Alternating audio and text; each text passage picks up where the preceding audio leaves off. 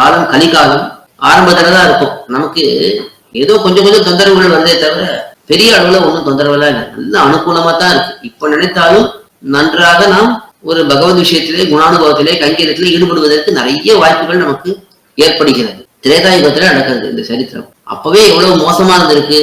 ரிஷிகள் எல்லாம் தபஸ் பண்ணலாம்னு போனா காட்டுல ராட்சசர்கள்லாம் தபஸை அழிக்கிறது, அவங்களுடைய யாகங்கள்ல மலமூத்திராதிகளை போடுவது, ரத்தம் சதை இதெல்லாம் கொண்டு போடுவது, அங்கங்களை எல்லாம் பிச்சு கொண்டு போவது, இப்படி எல்லாம் கஷ்டம் ஏற்பட்டிருக்கு. நமக்கெல்லாம் என்ன கஷ்டம் இருக்கு? ஒரு கஷ்டமும் இல்லை. ரொம்ப சுகமா இருக்கும். இதை விட சுகமா இருக்க முடியாது. அந்த அளவுக்கு நம்ம சுகமா இருக்கும். எல்லாருக்கும் வீடு இருக்கு, எல்லாருக்கும் சௌகரியங்கள் இருக்கு, எல்லாருக்கும் என்னென்னவோ தேவையான உணவு கிடைக்கிறது, உடை கிடைக்கிறது, பெருமாள் அனுபவமும் குறைவில்லாம கிடைக்கிறது. நம்ம ஆசைப்பட்டோம்னா. ஆசைப்படாதவர்களை பத்தி ஒன்றும் பேச்சு இல்லை. ஆசைப்பட்டோம் என்றால் நல்ல பகவத் அனுபவம் நல்லா கிடைக்கிறது. இதுலயே நல்ல பொழுதுபோக்குவதற்கான வாய்ப்புகளும் நமக்கு நிறைய இருக்கு.